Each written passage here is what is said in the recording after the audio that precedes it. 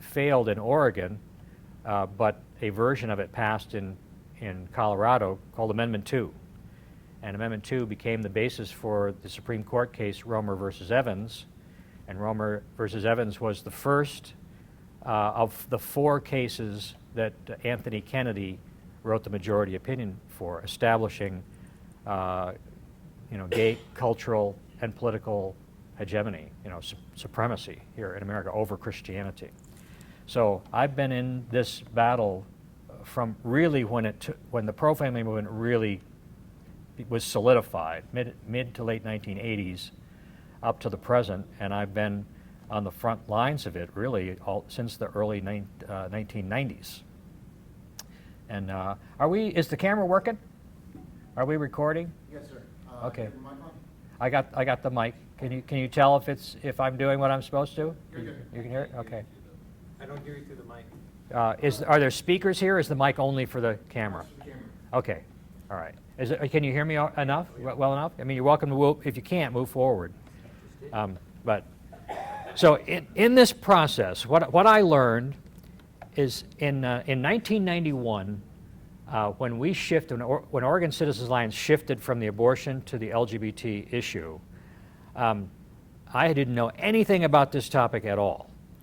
And my boss took me out in the parking lot and he said, "We're gonna start taking this thing on. We're going to establish a ballot measure. We're going to run a ballot measure that is going to ban minority status based on sexual orientation, and that this is going to be really heavy duty, right? And there's going to be a lot of very hot, and that I'm going to need somebody to stand with me on this." And he said, "Will you do that?" Because I mean, I was completely naive. I said, "Oh, no problem." I had no idea, but it was like from the minute that we took this on, it was like the gates of hell kicked open and all the demons came out. It was unbelievable. We wrote a ballot measure. We submitted it to the Secretary of State. And in Oregon, the citizens can legislate through the initiative process. No legislative interference allowed. And so we had a ballot measure 9, the No Special Rights Act, that we submitted to the Secretary of State. The Secretary of State picks the title for it, and they can play shenanigans with that. But but there's this long, drawn-out process, and it's well established. But when we came along with ballot measure 9, everything changed, because the afternoon you bring in, you file your language for the ballot measure, and then that begins the process for it to be reviewed, and it takes weeks, a couple of months. They'll delay it sometimes. But that afternoon that we filed it, the governor, the sitting governor of Oregon, that was Barbara Roberts, who was probably a lesbian, held an emergency press conference, right, to denounce the proposed measure and to declare that the Oregon Citizens Alliance was like the Nazis, right? Whoa, right? Unprecedented. And then within 3 days, every major newspaper in the state of Oregon had editorialized against us using terms like the Ku Klux Klan, the Nazi Party, hate mongers, etc. All of them, without exception.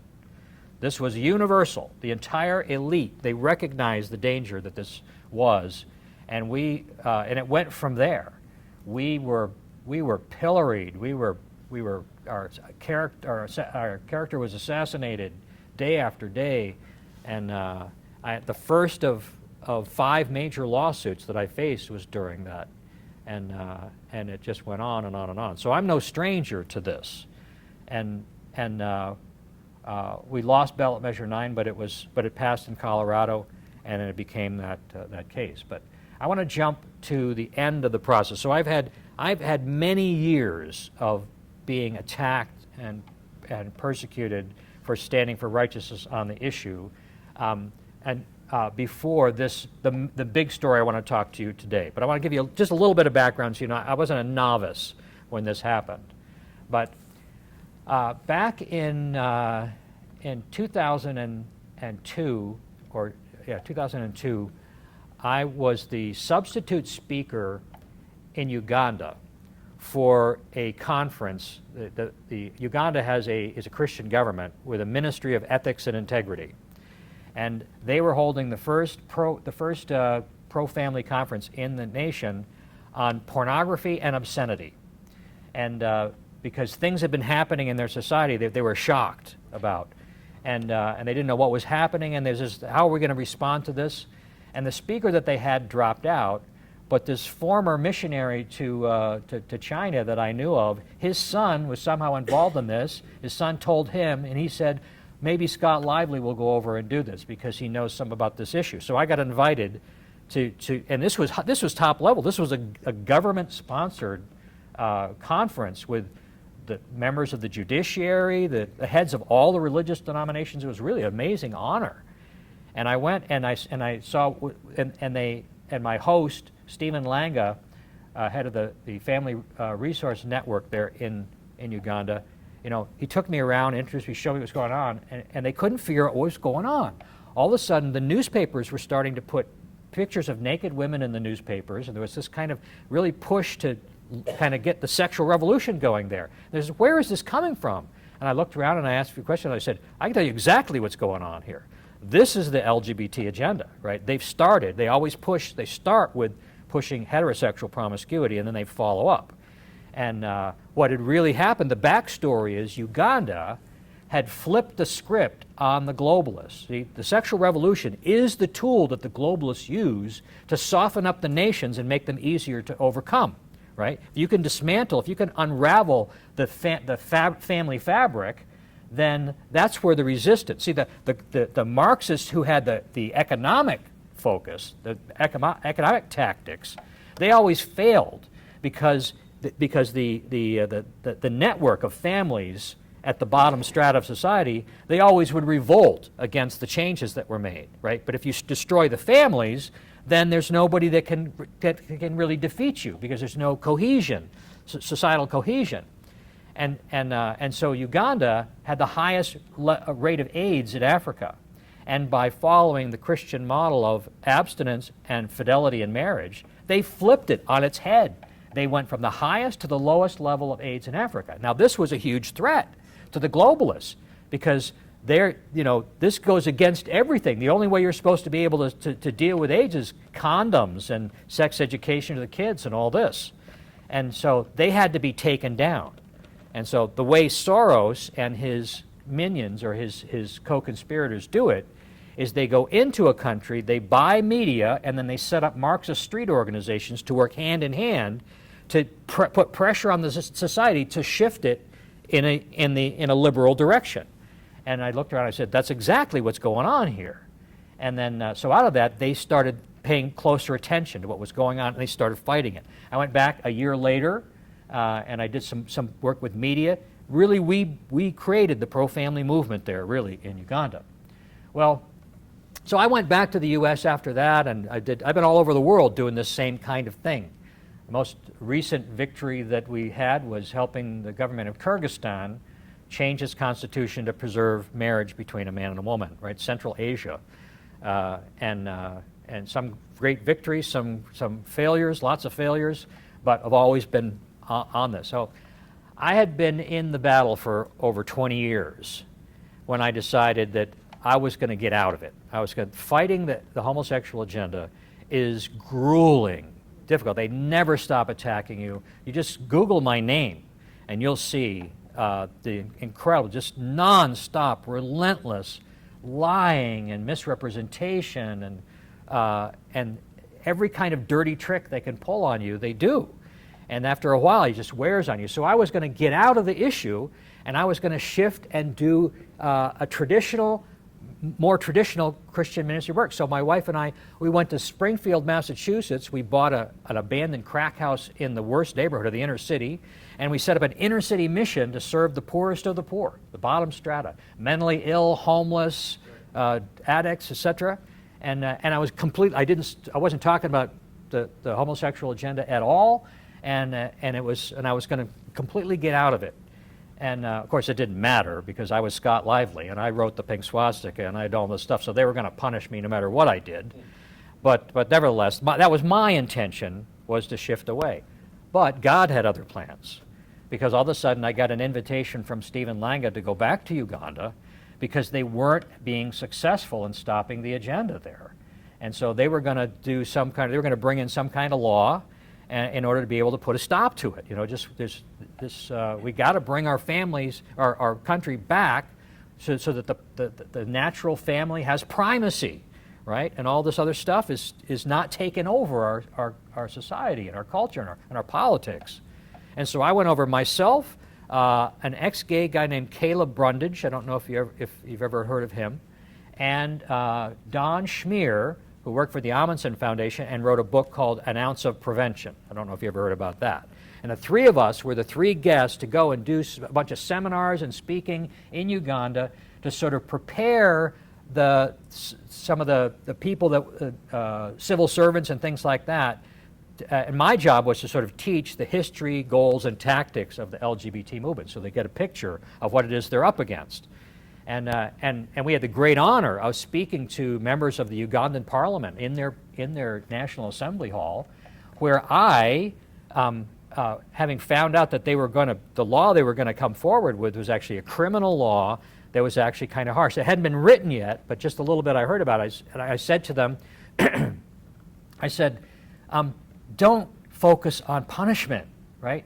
Focus on prevention and rehabilitation. Right? You can lead the world by doing this, you know? If your government were to officially take on the theme of helping people recover, right, from same-sex attraction disorder, you could be heroes of the whole world, right? And I analogize my own situation. I had been an alcoholic and a drug addict, and I got a drunk driving ticket, and I was going to go to jail, but Oregon had this policy of where you could actually go into treatment instead of going to jail, and I did it.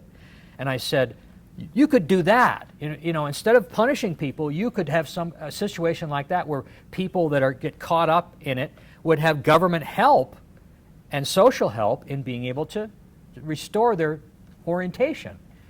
But they didn't. And they actually came out, and the minute that the bill was released, it was dubbed the Kill the Gays Bill, right? You might have heard about it, right? The Kill the Gays Bill in Uganda.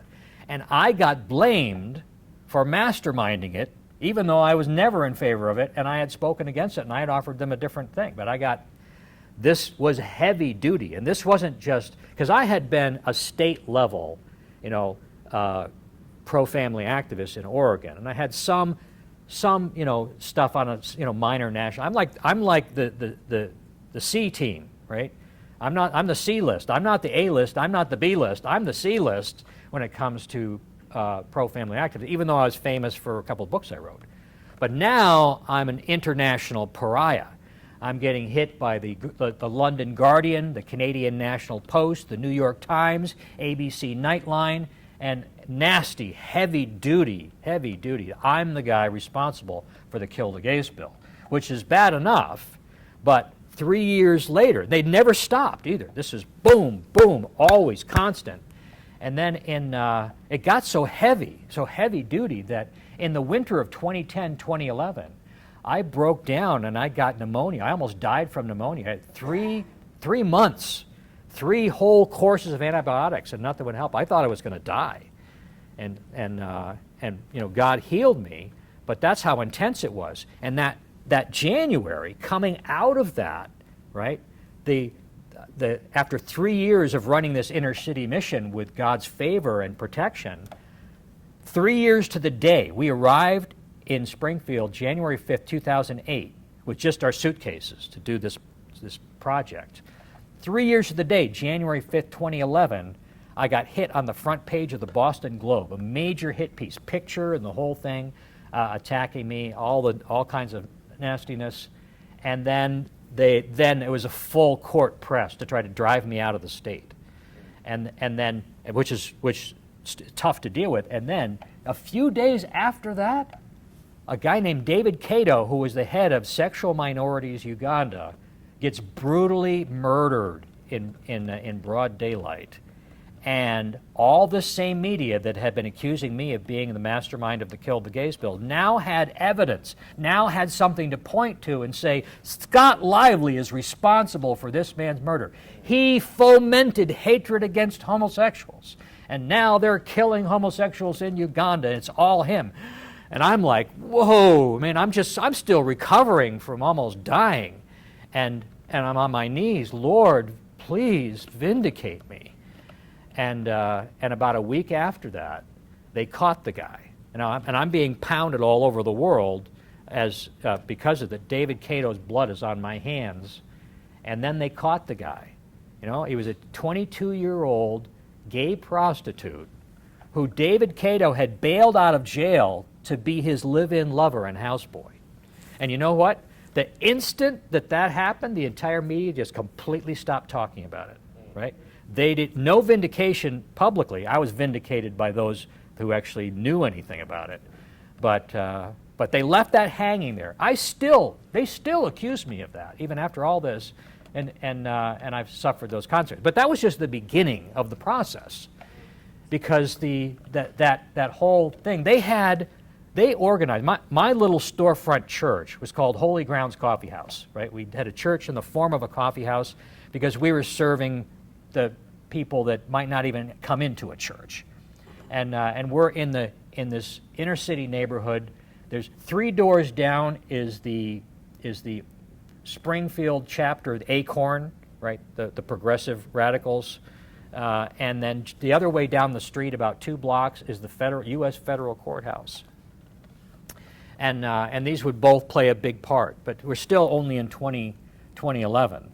A year later, in 2012, see, there had been, a pastor told us that there had been law enforcement people, a multi-agency task force that had been meeting to find some way to drive Scott Lively out of Massachusetts, literally. And so the other thing that happened on this January 2011, this package of things, was that we had been praying. This building has a 3-story brick building with the coffee house on the floor and then 2 apartments above that were our parsonages. And I had been looking and praying for the Lord to send us a couple that could come and be the managers of the coffee house, right? Because it's hard to do, and it would be great to have somebody live in there that would, trade a place to live for taking care of it. And about this time, a little bit before this really rough-looking, biker-looking guy comes and starts, but who clearly was, everything was Christianity, Jesus Christ out of his mouth, and he had a wife and a toddler, and his wife is like about 7 months pregnant.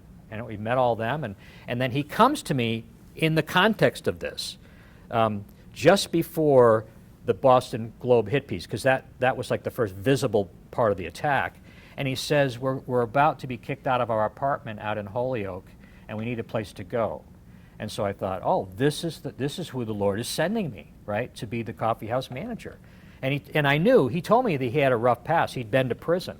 And because of the way he looked, I thought, maybe assault and battery, attempted murder, or something like that, And he was clearly repentant. He had a great attitude. And so I never didn't, to my shame, I didn't investigate. But it turns out we brought him in to be the coffee house manager. Him and his wife and the toddler, the pregnant wife, are now in there, just enough time for this sequence of things to happen. So they hit me with the Boston Globe piece, and then 3 days later, there is a local newspaper called The Republican. Of course, they haven't been Republican for many years. But The Republican then does another hit piece in which, mysteriously, it accused me and the coffee house of luring teenagers into the coffee house, right, for suggesting some nefarious purpose. Now, this Commerce High School right next door to us is the worst. It's the worst high school in the inner city, and there are like half the student population is smoking pot in doorways all over the inner city, and then some of them went behind our church, and so I used to go out there and harangue them, and finally I just said, why don't you just come in and have coffee instead, right? So it's true, we did have some, and we had a whole ministry later on to the school kids on the way going back. Anyway, but I couldn't figure out, why are you attacking us on this, right? I went down and sat with the reporter in the lobby of the newspaper. Why? It's like, really just pouring out my heart and explaining the whole mission and all that, not knowing that he was an agent, he was an activist. And then another couple days after that, the shoe falls. I'm at Walmart with my wife. The same reporter calls me up and he says, "What do you have to say about your coffeehouse manager being arrested for child molestation?" What? What? The guy that we had brought in was actually on parole for having served several years for molesting an 11-year-old girl. Whoa! So they had set us up. That's what the law enforcement cabal had set up, because this guy was living in Holyoke, and then they're the ones who basically they sent him, and we ended up installing him in the ministry. It was all to take us down and to drive me out. And then, fortunately, my ministry partner in this is a Church of God in Christ pastor, a black leader in the community who had been there for 50 years and had total respect and political power, etc. And at that point, I just asked, I said, "Pastor Steve, could you just step in and just sort of, I'm going to step in the background." And if our support had been based locally, I was funding this whole thing myself from ministry support that I had. My network of supporters is all over the U.S., and so I was using the money from my pro-family ministry to fund this whole enterprise myself. We didn't get any local money hardly at all, and because of that, they couldn't knock us out. But that began the next chapter. Then rocks through the window, protests, all kinds of harassment of people coming in, and it was very, very intense. That's 2011. Jump ahead. Now, the next thing, they couldn't drive me out that way, so the next level was to file a lawsuit against me, which they did. And this Marxist law firm called the Center for Constitutional Rights. They're partners or sort of ideological bedmates with the Southern Poverty Law Center. And they put together a team of 14 lawyers, and including the clerk, the former law clerk of the judge that got the case. He was sort of like the hook that got them into the local court, because they're in New York. And I got sued in U.S. federal court for crimes against humanity, literally. A crime invented to prosecute the Nazis after World War II, right? Except this was a civil suit, not a criminal act. But in this old law from the 1790s called the Alien Tort Statute. The founders were trying to deal with the problem of piracy on the high seas. So they created the Alien Tort Statute that allowed serious violations of international law to be sued against in civil court, in U.S. courts. And the Center for Constitutional Rights had perfected a strategy of using the Alien Tort Statute to go after corporations, foreign corporations who happen to have an office in the U.S., mostly on environmental related stuff, but the whole progressive agenda. And then what they did is, in their brainstorming of how to get Scott Lively, they decided, well, we'll just stretch the question further, and we will say that Scott Lively's activities in Uganda is a crime against humanity because it caused the murder of homosexuals and severe violations of their human rights in this other country. Now, if you know anything about the law, where's the causation, right? How can you blame someone for just speaking out loud for the actions of a government that controls its own laws and just does what it wants to do, right? There's no logic, but they didn't need it. They just needed a hook to get me into court, and they had a federal judge who was on their team. And so I had ended up in U.S. federal court for 6.5 years. 6.5 years, and put through the meat grinder. Now, the day that they filed the case at the court, they organized a protest that was timed for when the high school got out. And what they did is they got a whole bunch of people, they dressed them up in black with white face, and they made this big giant coffin out of cardboard with a picture of David Cato on it, and all this stuff, that's basically accusing me and all this stuff. Everything that had been debunked, but nobody knew that. And then they march up to the coffee house while the kids are getting out of school. So there's this huge number of people, and then they're standing in there, they're beating the drums and all that, and media coverage, front page news, and all this about Scott Lively is responsible for the murder of homosexuals in Uganda. The pastors were running for the hills, and they had been from 2011, right? I had reasonably good favor with the whole pastoral community, but only one or two of them, right? They all believed the lies. None of them even came and talked to me. Nobody asked me if any of this was true or what my perspective is. They just ran for the hills. It was shameful. It was shameful. I was standing basically by myself. A few people came as a result of that because I would not back down. You are not going to drive me out. You are not going to shut me up when I'm standing on the truth of God and the Constitution of the United States. Yes. You're not going to shut me up. And I had been that way from the beginning. When they started, the first lawsuit they did was for that purpose. I became a lawyer because of that. You got two choices. You're either going to self-censor or you're going to get better skills to fight the culture war, and that's what I did. So this lawsuit now is launched, and I'm dealing with this on a day-to-day basis, and they are poisoning. This is the first stage of a lawsuit after the filing is you go for a motion to dismiss, right? And that's where the complaint itself gets tested by the court to see, is there any validity to the charges, right? And that you look at the charges as that if these things being alleged are true, is there a case? Right? Which there wasn't, but and frankly, in this process, this judge looked like he might go our way. So there's always an oral argument where both sides get to talk to the judge in advance of the ruling on the motion to dismiss. And in the meantime, right, what had happened at the U.S. Supreme Court level is the Alien Tort Statute. The Supreme Court was tired of these guys using this inappropriately. And so they decided that they were going to review the Alien Tort Statute, and it was pending. It was before the court. All the arguments had been made, and we were waiting for some kind of ruling about whether the Alien Tort Statute was going to be gutted or eliminated completely.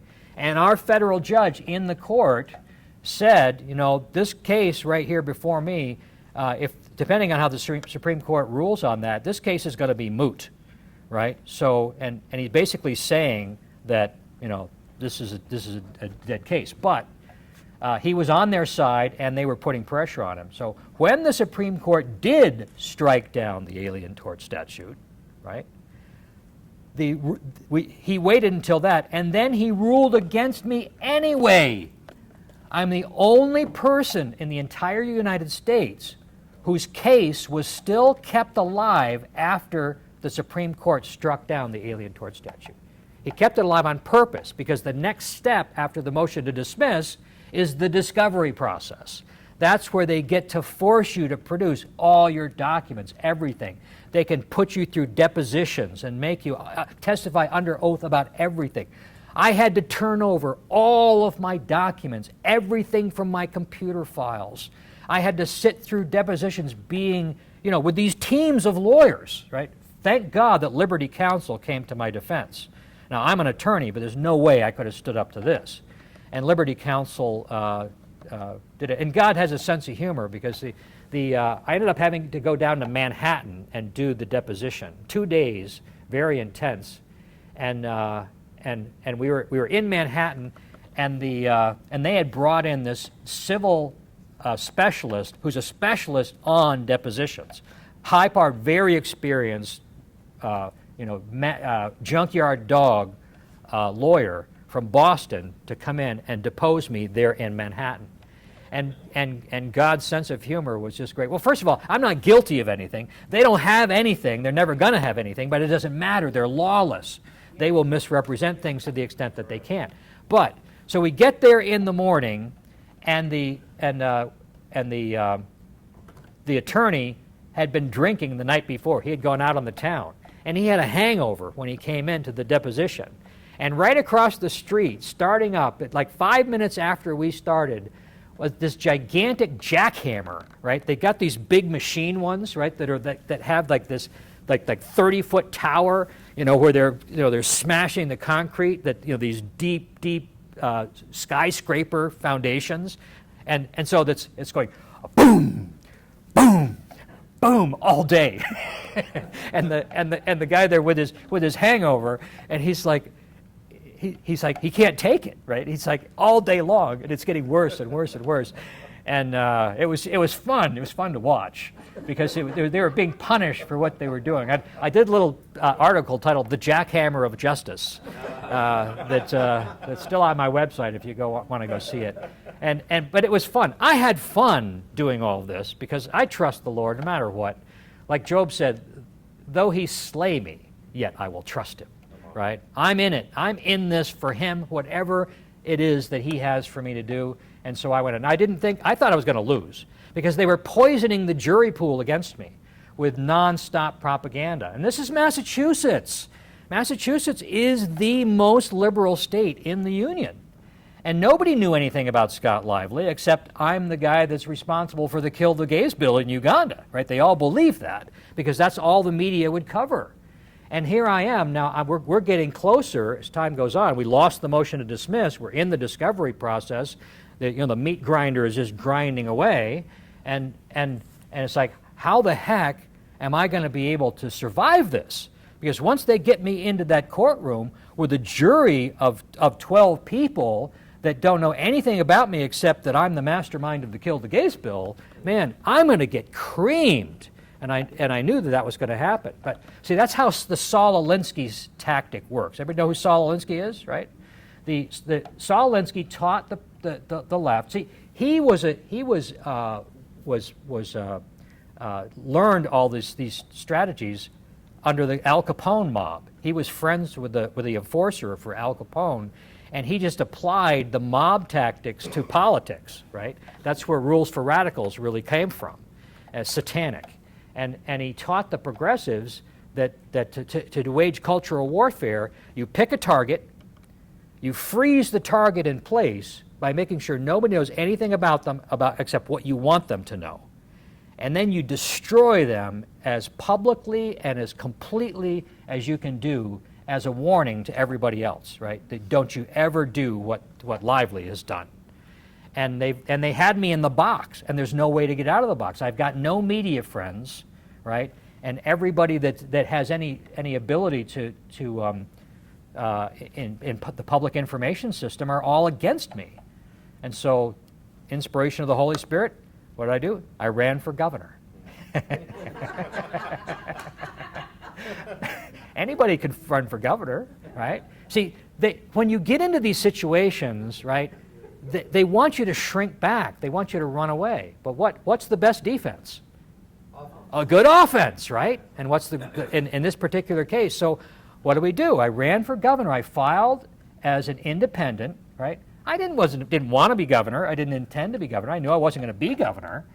But I ran for governor to break out of the Saul Alinsky box. But I didn't want to just do it just for that. I wanted the platform. If I'm going to do this, I'm going to have fun with it. I'm going to have the maximum impact that I can in Massachusetts that anybody could have as a radical Christian pastor.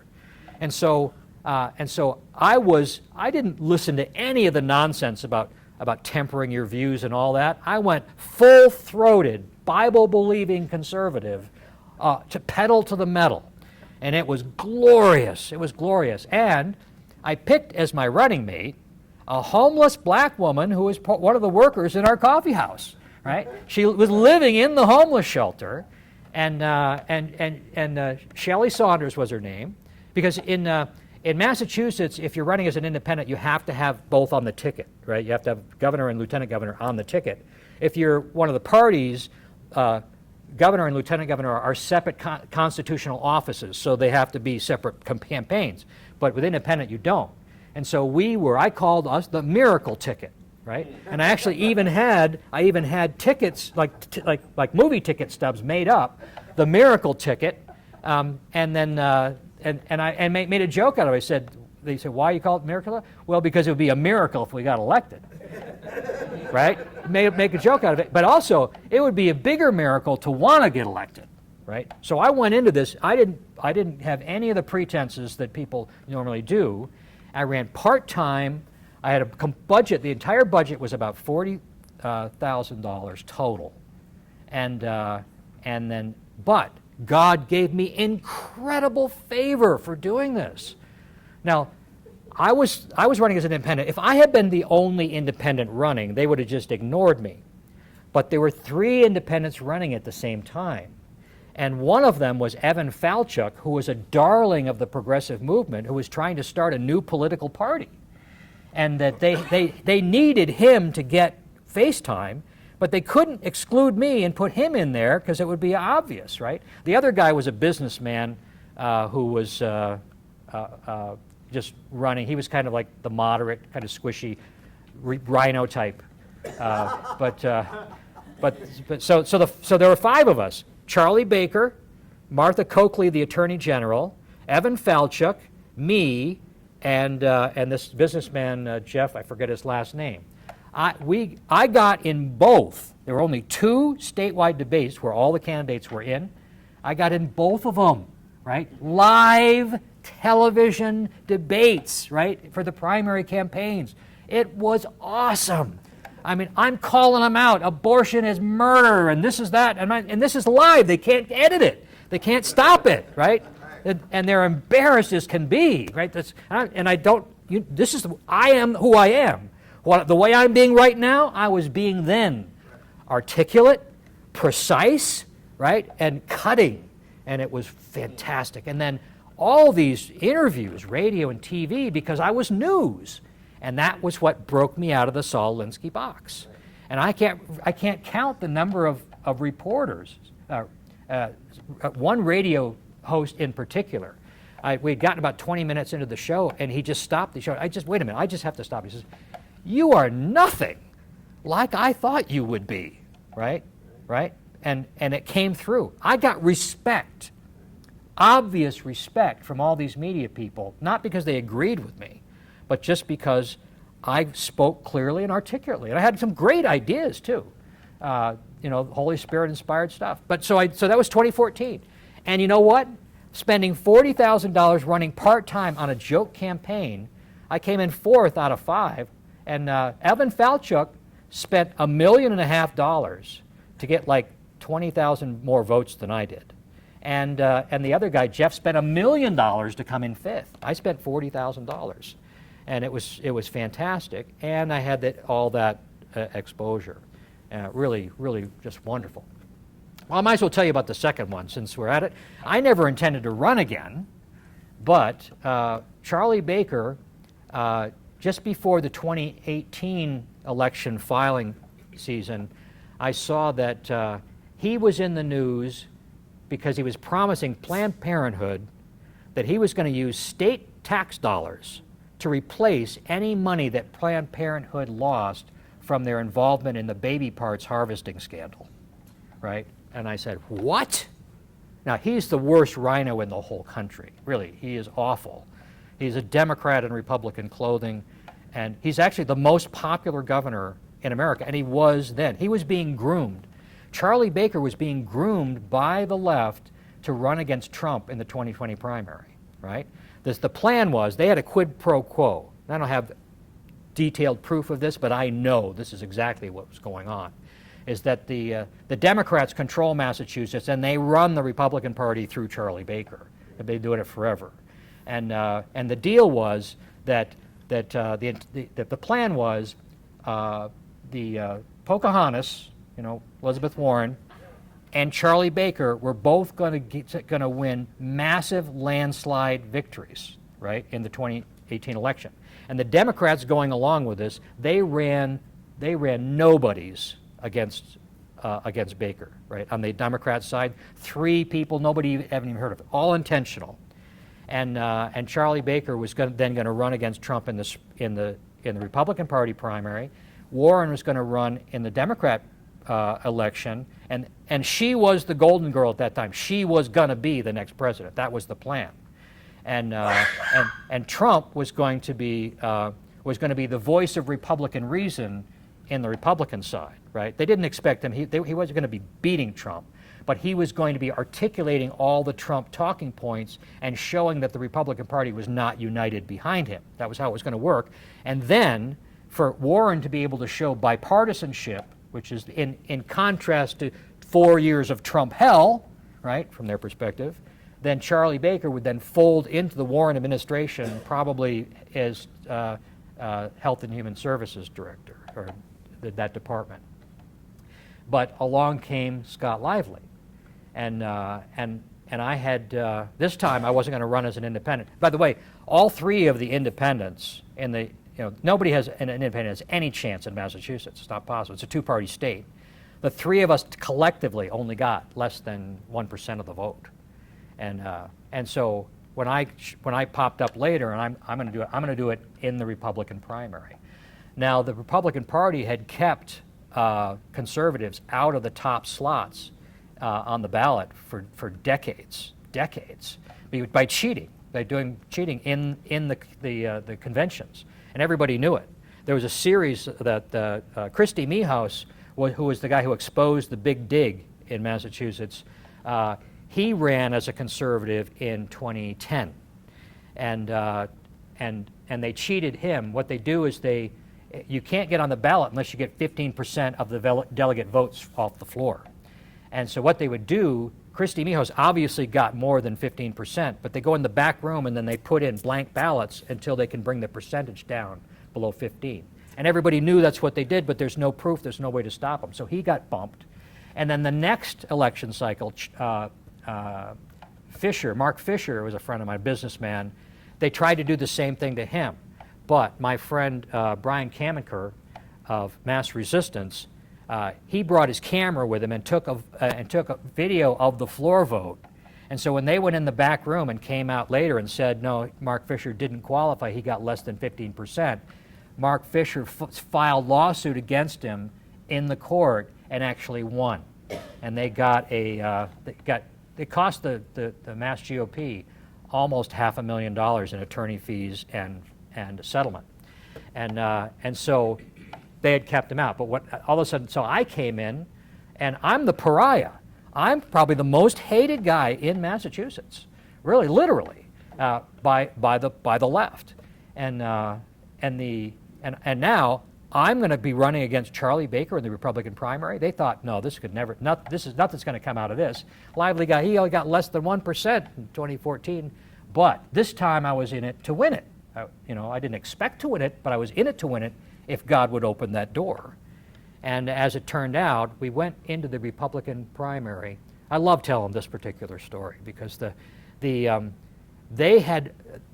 couldn't do paper balloting because of the lawsuit before. They said no, that it didn't work. They had to prove that they did something different, so they couldn't be chosen. So they did electronic balloting, and I'm there I had to pay $25,000 to be able to get a slot to speak at the convention. I had to raise that money. I actually cashed in part of my retirement in order to get the money to be able to do that because I was serious about doing it this time. And all they go from the bottom up, right? All the races all the way up, and I'm in the gubernatorial race, so it's the next to the last, and then there's the Senate race, and this is of course the 2018 election, and then just before they did the lieutenant governor race electronically, and then just before the gubernatorial, the chairman of the party comes along and basically drags me off into a back room and says, "Oh, we're having problems with the Wi-Fi. We're going to have to switch to paper balloting, right?"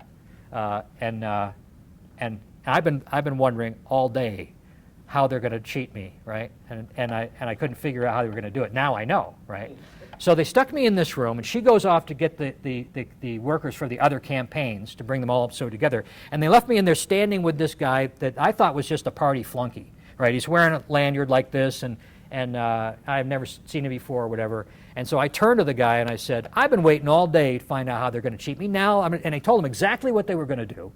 And I said, "But they're not going to get away with it because I'm an attorney and I'm going to sue them, right? I'm not going to put up with this nonsense, right?" And then just then she comes back in with the executive director and all these other people, and then she turns to the guy there. Everybody's in the room, and she with this worried look on her face, and she turns to the guy and she goes, "This is our attorney, and he's going to explain to you what has to happen." Oh, it was glorious. It was so glorious because I just told him exactly what he was going to do. And he kind of looks over like kind of sheepishly at me, and then he sort of reads his lines like he has to. And I repeated myself, and I stomped out of the room. And then as soon as I'm gone, I'm sure he tells them, hey, he knows what we're doing, right? So the executive director, like 10 seconds later, running up the, Mr. Lively, we fixed it, right? So now, I'm a pastor and an attorney, and I had been, during the whole time of the floor, the most conservative of the senators, state senators of Massachusetts, was with Charlie Baker. He's a terrible rhino, and he had been tasked with going around the whole floor and talking to all the conservatives and saying, you can't let Lively get on the ballot, right? He's going to destroy the state. He's a wicked homophobe, etc. And so even if you're inclined, even if you're not going to vote for Charlie, just blank ballot Lively, blank ballot him, right? Because they're going to use the same strategy. And but they can't do that, obviously, because we're going to do the electronic voting. And the other thing they had set themselves up with is the electronic voting was being videotaped, right? Because they were using intimidation, right, in order to make sure that the delegates did what they were supposed to do, because everybody knew they were being watched and how they voted, no secret ballot. And so I'm really, I had been knowing that they were calling me a homophobe. I was leaning toward the pastor side. I was thinking, I need to show these people I'm not so bad, right? They need to see the soft and caring side of Scott Lively. But when they pulled that in the back room, it was like, no, these guys do not deserve to be in power. And I was furious, right? I was full of righteous indignation, right? And I'm the next up. And by the grace of God, I went second. Charlie Baker went first, right? So I got the last word. And he had this, polished, super polished, presentation and all that. And then they called me, and they screwed up everything about my intro. There was no music, anything. There was everything to trip me up. And I just went up and right to the podium just like that.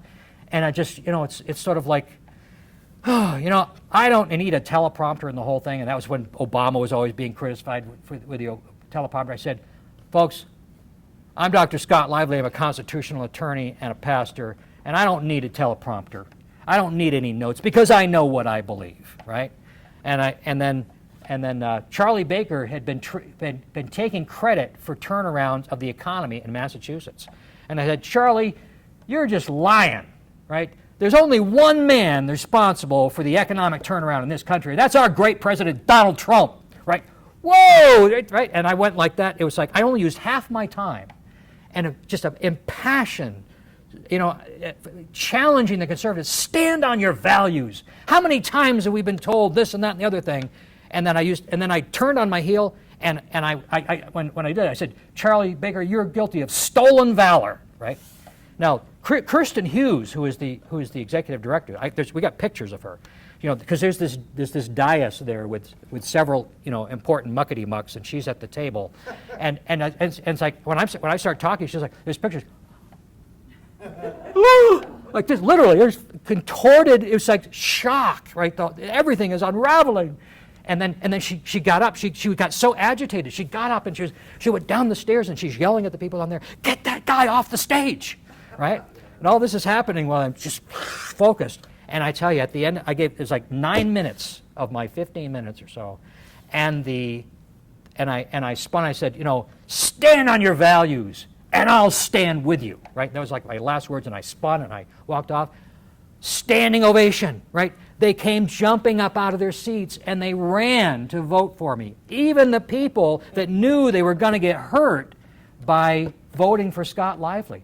And I got 27.6% of the delegate vote. It broke the records. It was the first conservative to do that. There was no way they could stop it. Almost a third. And Charlie Baker comes out of the back room. He wouldn't come out for a long time.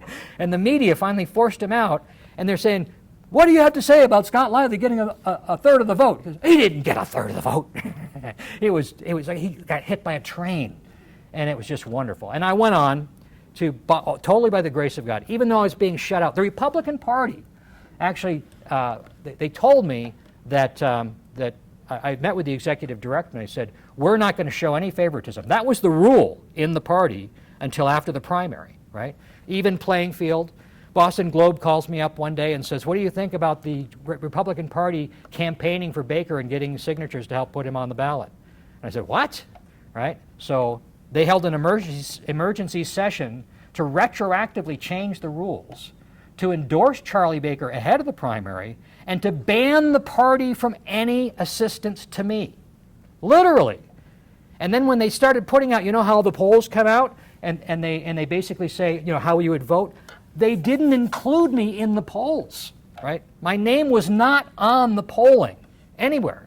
And most of the media, wanting Baker in there, they just remained silent, except the few that like the Boston Globe, in places where there's only leftists that read it, they attacked me viciously. So, but despite that, we spent about $140,000 total in that campaign. I got 36.1% of the vote against the most popular governor in America, against overwhelming odds. I got 100,000 votes for about $140,000. Charlie Baker spent $7 million, him and the PACs, and he got 175,000 votes. And I think they cheated even to get that.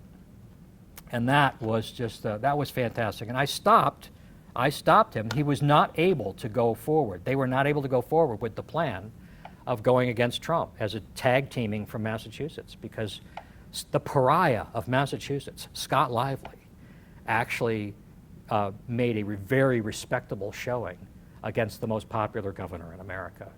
And at that point, that's when, you know, I left Massachusetts then, and our son bought a fixer-upper farm on the border of Mississippi in Tennessee, and we lived out there now with them. Now back to the lawsuit. I don't know, what's our time? Are we supposed to end 5 more minutes? Oh, good. Perfect. In the lawsuit, we actually, the judge would not rule on the lawsuit. Went 4 years after the motion to dismiss, and he just would not rule on it. He was going to leave it open forever. He was retired, actually. He took the case into retirement, which they're allowed to do. But my attorneys finally forced him to actually take a position, right? They filed, I forget what the motion was in particular, but he had no choice. If he did one thing, if he didn't rule on it, then it was going to allow us to basically do something else that would have killed it. And so what he did is he came out and he wrote an opinion, because he had to dismiss it for lack of jurisdiction. He didn't have jurisdiction. But he wrote the opinion on the dismissal as if it was a ruling against me, right? With like 2 or 3 pages saying that I really was guilty of everything they said. Absolute, total lie. And that he just couldn't do anything about it because he didn't have the jurisdiction, right? But he wrote it as if it was an actual ruling against me, and the Center for Constitutional Rights came out basically and said, we're going to be able to use this around the world. See, nobody else in foreign countries would know that this is not binding, right? That what they have there, if you see something that comes out from a federal court and it says all these things, they could have taken that into a court in Kenya or in South America someplace, or in Eastern Europe or whatever, and gone against other Christians based on the ruling of that court, thinking that it was actually binding law in Massachusetts. It wasn't binding law. So we literally had to appeal our own win in order to ask the appeals court to strike that language for that purpose. We couldn't let it stand.